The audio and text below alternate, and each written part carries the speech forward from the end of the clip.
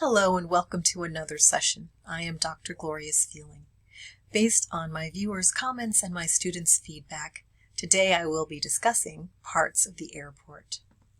To get us started with this lesson, I have the parts of the airport listed, and I will go over the pronunciation.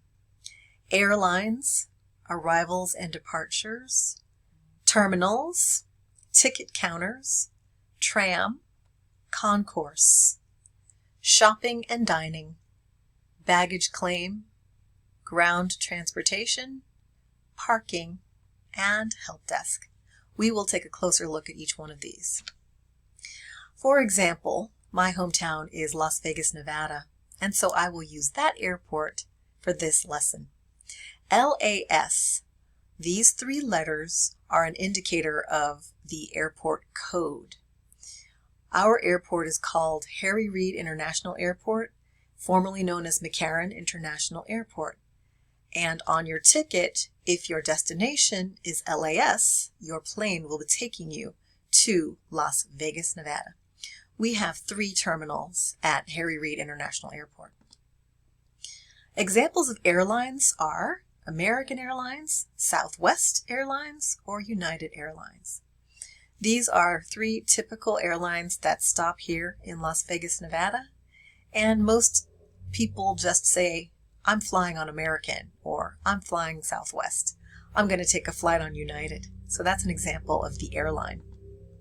We have arrivals and departures in an airport. You will enter the airport or you will exit the airport. If you have a departing flight, you will look for the signs for departures, and then you will enter the airport through a point of entry. If you have landed at the airport, you'll want to leave the airport to go to a residence or other place in the city in which you've just landed. Then you want to exit the airport. So for an arrival, if the plane has landed, it has just arrived at the airport. For a departure, the plane is about to take off. And at the arrival and departure part of the airport, you will find that you can drop off people who are going to depart or pick up people who have just arrived.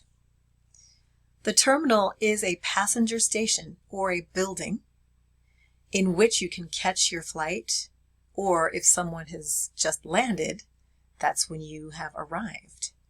It's a place to begin the flight or take off. It's a place to end the flight or land. So the terminal is a fancy word for a place where you either take off or land. The ticket counter is a place where you can buy a ticket if you haven't already. First, you'll need to look for your airline. On the way to the airport, look for the signs, and the signs will have an indication of the airline and which terminal you should go to catch your flight. Once you get inside the terminal, you'll go to the ticket counter, you will show your identification, and the agent will check you in for your flight. Or you can use a self-check-in feature. You can also check your bags. Next, you'll take a tram. That is like a train. And this is an underground, usually underground train, but not always. This train will take you to the gates where you will depart for your flight. It also will take you to the gates if there's a flight arriving. You cannot usually go to the place where the flight is arriving in today's world, but formerly you could meet your party at the gate. Any way you look at it, the tram is transportation and it's like a train. It also takes you to places where there is food and there are shops. The concourse is where you can catch the tram. This is a large public place. You can engage in shopping and dining, or if you don't go into a store or a restaurant, there might be a kiosk that sells food.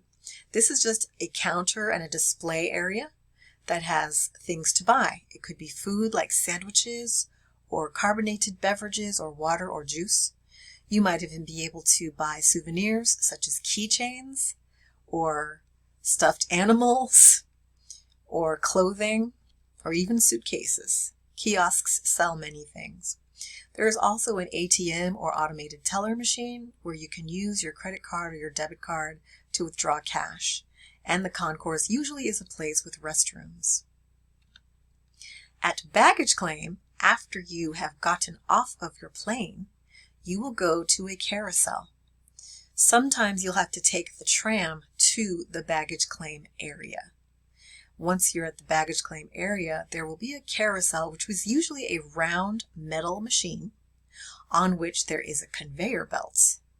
And the bags are placed on the carousel by the staff.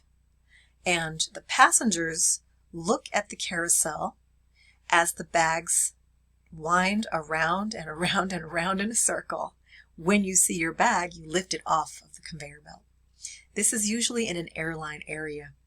In Las Vegas, you will look for your airline or your flight number. When you see that information, you go to the carousel where your airline and your flight number are listed, and that's where your baggage will be. Next is ground transportation. This is the part of the airport where you can catch a taxi or an Uber. You can also catch the bus or catch a train. So all of these are ways to travel around on ground or underground. So that's why it's called ground transportation. There's also parking. You might park your car in long-term parking if you're going to be flying and traveling for maybe a week or two.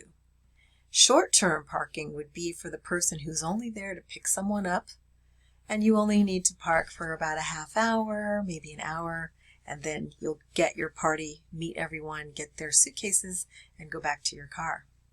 Economy parking is also an option. It's less expensive than long-term and short-term parking.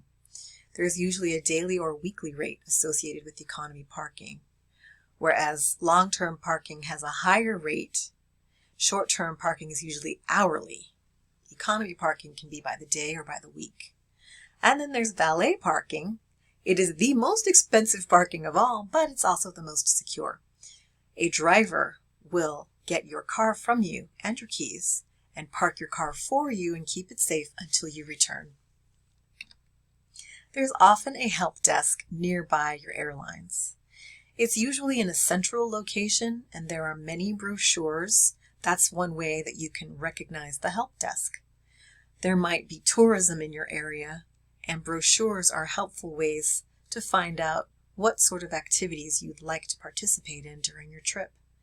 There's almost always a person at the help desk who can help you. They can answer your questions and even help you if you're lost to find your way to the right place. So now let's take a look at the map, and we'll apply the terminology. Here is a map on Google Maps. This is the Las Vegas Harry Reid McCarran Airport. I can see Terminal 1 on the bottom left-hand side of the screen. That's the south side. Then in the north, I see Terminal 2, the north part of this map. And then if we head east off to the right, I can see Terminal 3.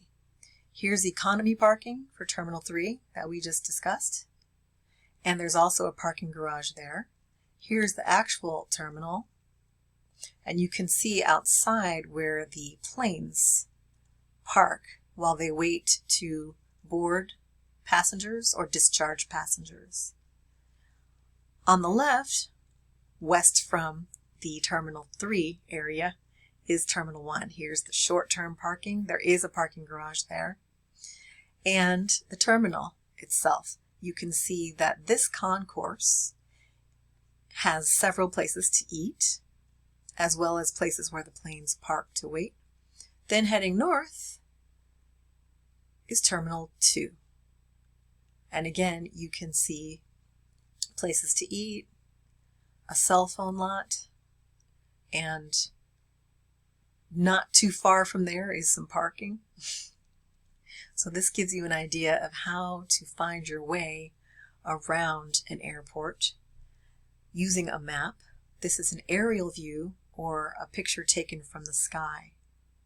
And this gives you an idea of what you will need to do when you are traveling. You can see Terminal 1 departures on this road where my indicator is pointing. and a way to make a U-turn and come back around. So you might actually need to circle back around if you're waiting for someone, or maybe you missed your turn. Please make sure that you remember to look for your airline. Here in Las Vegas, certain airlines are at certain terminals. Here's an indicator of Alaska Air. You would have to go to Terminal 3 to catch Alaska Air. But here at Terminal 1 is Southwest Airlines. So you can see that you need to pay attention to your airline to know where to go once you get to the airport. I want to thank you for watching this video. I wish you all the best in your travels and in learning English.